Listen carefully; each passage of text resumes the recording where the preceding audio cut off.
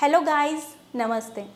Pregnancy is one of the most important phase in each and every woman's life.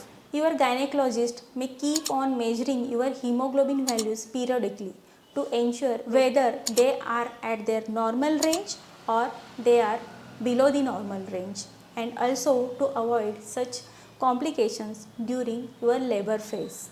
The normal range of hemoglobin in a pregnant woman is around 11 to 12 grams percentage. Also 10.5 grams percentage is also considered as a normal level. But if it falls down below 10, then you may have to visit your doctor and follow all the instructions as per his or her advice. So myself doctor Smita Bhushan Kale, MD panchakarma from Kerala.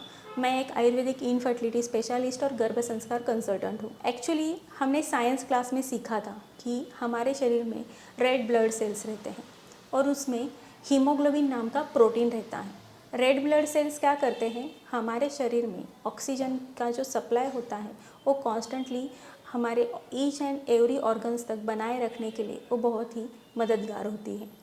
और haemoglobin क्या करता है, ये जो oxygen के जो molecules होते हैं उनको होल्ड करने के लिए और उनको ट्रांसपोर्ट करने के लिए रेड ब्लड सेल्स को हेल्प करते हैं। वैसे ही हमारे जो ऑर्गन्स में कार्बन डाइऑक्साइड रिलीज़ होता है उसको लंग्स तक पहुंचाने के लिए और उसके बाद शरीर से बाहर उत्सर्जित करने के लिए भी वो मदद करते हैं। मतलब ब्लड का प्यूरिफिकेशन करने के लिए, मतलब हमारे शरीर को पर्याप्त मात्रा में ऑक्सीजन पहुंचाने के लिए ये हीमोग्लोबिन काम करता है।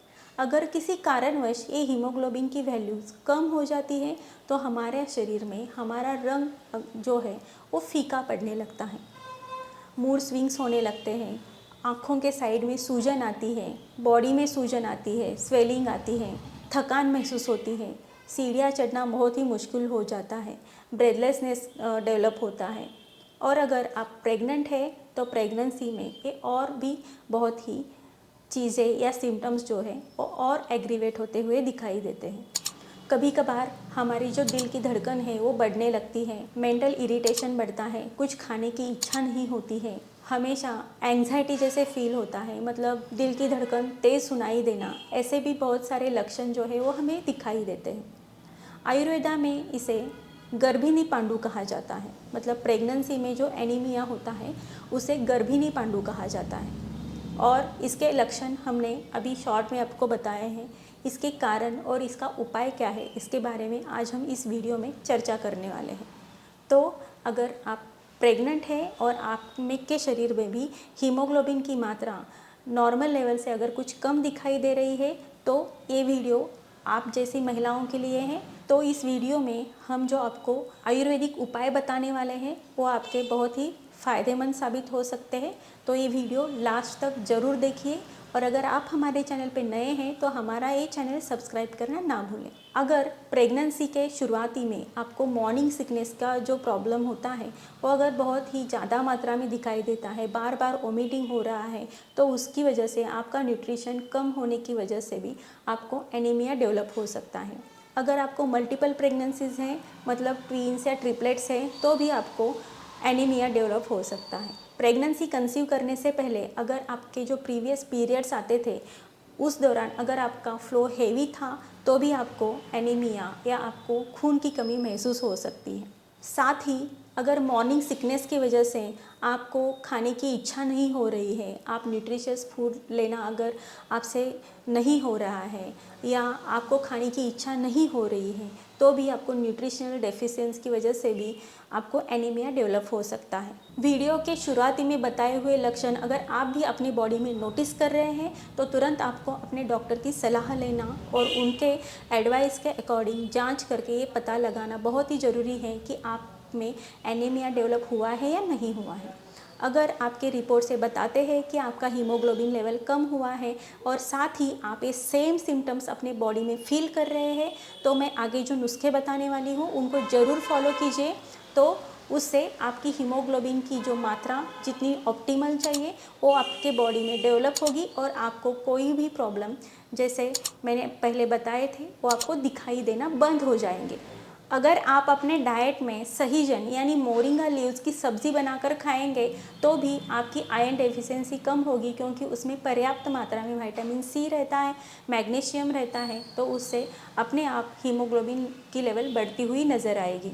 उसी के साथ आंवला को आप अपने डाइट में इंक्लूड कर सकते हैं, जिसे हम मोर आवला बोलते हैं, उसको भी आप खा सकते हैं। च्यवनप्राश खा सकते हैं, जिसमें पर्याप्त मात्रा में एंटीऑक्सीडेंट्स भी रहते हैं और विटामिन सी भी रहता है, जिससे आपकी आयरन की एब्सॉर्प्शन का रेट बढ़ जाएगा और उससे आपकी हीमोग्लोबिन में बढ़ोतरी नज़र आएगी। इसी के साथ आप जिसमें विटामिन सी पर्याप्त मात्रा में रहते हैं, ऐसे फ्रूट्स मतलब पोमोग्रेनेट हो गया या ऑरेंजेस हो गए, लेमन हो गए, इनको भी आप इंक्लूड करेंगे तो उससे आयरन का एब्सॉर्प्शन का रेट बढ़ता है और उससे हीमोग्लोबिन भी बढ़ता है। वैसे ही आप अपने स्नैक्स में ब्लैक रेजिन्स और डेट्स, फिग्स, इनका भी समावेश कर सकते हैं। उसके लिए आपको क्या करना है, ब्लैक रेजिन्स जो है उनको रात में आपको पानी में भिगोना है। दूसरे दिन सुबह उठने के बाद उसका जो पानी रहता है उसको फेंक के जो भी भिगो के रखे हुए ब्लैक रेजिन्स है उनको खाने के बाद भी आपके हीमोग्लोबिन की लेवल बढ़ती हुई नज़र आएगी। फ्रूट्स में आप बनाना, पोमोग्रेनेट, ऑरेंजेस, इनका समावेश कर सकते हैं। सलाद में आप बीट रूट, गाजर, इनका भी समावेश कर सकते हैं। और ग्रीन वेजिटेबल्स में स्पिनच यानी पालक, ये बहुत ही हीमोग्लोबिन की लेवल बढ़ाने के लिए बहुत ही अच्छा सोर्स होता है। अगर आप दाल पालक बना के खाएंगी हफ्ते में 2 या 3 बार, तो भी उससे आपकी हीमोग्लोबिन की लेवल बढ़ती हुई नज़र आएगी। साथ ही आपको कुछ चीज़ों में अपने आप में प्रतिबंध डालना भी बहुत ही ज़रूरी होता है, जैसे कि स्टेल फूड खाना या बेकरी प्रोडक्ट्स खाना, मैदे के प्रोडक्ट्स खाना, जिससे आपके बॉडी में एब्सॉर्प्शन रेट कम होता है, आपको डाइजेशन के प्रॉब्लम्स उत्पन्न हो सकते हैं और उसकी वजह से भी आपकी हीमोग्लोबिन की मात्रा कम होती हुई दिखाई देती है। साथ ही आपको ज़्यादा मात्रा में चाय, कॉफ़ी पीना, स्मोकिंग, अल्कोहल, इनका सेवन करना, ये भी आपको अवॉइड करना होगा, क्योंकि जैसे कुछ चीज़ें खाने से आपके शरीर को फ़ायदा होता है, वैसे ही कुछ चीज़ें खाने से आपके शरीर को नुकसान भी होता है। इसलिए अगर आप अपने प्रेगनेंसी पीरियड को एंजॉय करना चाहते हैं, सारे कॉम्प्लिकेशन से अगर बचना चाहते हैं, तो ये सारी चीज़ें सोच समझ कर आप करेंगे तो होने वाले जो भी कॉम्प्लिकेशंस है उनको आप आसानी से अवॉइड कर सकते हैं। अगर आपको प्रेगनेंसी में एनीमिया डेवलप होता है तो उसके कुछ कॉम्प्लिकेशंस भी होते हैं, जैसे कि लो बर्थ वेट, मतलब आपका जो बेबी होगा उसका जो आफ्टर डिलीवरी जितना बेबी का वेट होना चाहिए वो ज़रूरत से कम होगा। कभी कभार प्री मैच्योर डिलीवरीज, मतलब समय से पहले ही डिलीवरी होने के चांसेस भी बढ़ सकते हैं।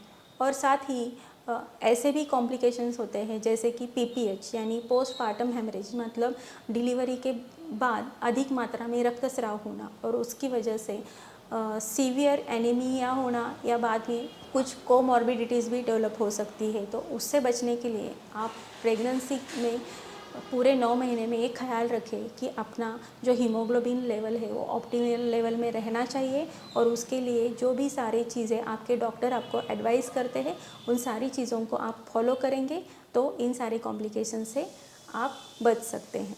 तो आज के लिए इतना ही।